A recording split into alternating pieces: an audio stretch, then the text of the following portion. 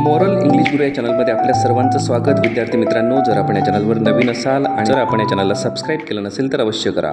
या व्हिडिओमध्ये आपण बघणार आहोत सिमिली आणि मेटॅफर हे दोन अलंकार. सिमिली म्हणजे उपमा, मेटॅफर म्हणजे रूपक. सिमिली म्हणजे काय तर डायरेक्ट कंपॅरिझन आणि मेटॅफर म्हणजे दोन गोष्टींची तुलना, पण ती इनडायरेक्ट. बघा example number 1, time is as important as money हे आहे सिमिली आणि टाईम इज मनी हे आहे मेटॅफर. पहिल्या वाक्यामध्ये टाईम आणि मनी यांची तुलना केलेली आहे, जणू टाईम हा मनीसारखा आहे, पैशासारखा. आणि दुसऱ्या वाक्यामध्ये टाईम हा मनीच आहे, पैसाच आहे.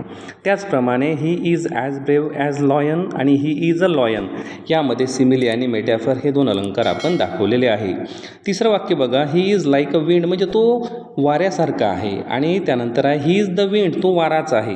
वाऱ्यासारखा म्हणजे सिमिली आणि वाराच म्हणजे मेटॅफर. चौथं वाक्य बघा, the classroom was like a zoo. Classroom ही झू सारखी होती आणि the classroom was a zoo. Classroom ही झूच होती. झू म्हणजे प्राणी संग्रहालय. तर सारखी म्हणजे सिमिली आणि तीच गोष्ट म्हणजे मेटॅफर. त्यानंतर बघा, the world is as a stage म्हणजे हे जग जे आहे ते एखाद्या स्टेजप्रमाणे आहे आणि वर्ल्ड म्हणजे स्टेज आहे. सहावं वाक्य बघा, the life is like a journey. Life म्हणजे काय, जीवन म्हणजे काय, एखाद्या प्रवासासारखं आहे आणि लाईफ इज अ जर्नी म्हणजे जीवन हाच प्रवास आहे. तर अशा प्रकारे विद्यार्थी मित्रांनो, सिमिली आणि मेटॅफर हे दोन अलंकार सेम आहेत. वर्ग 5वी पासून 12वी पर्यंत हे अलंकार आपल्याला विचारले जातात.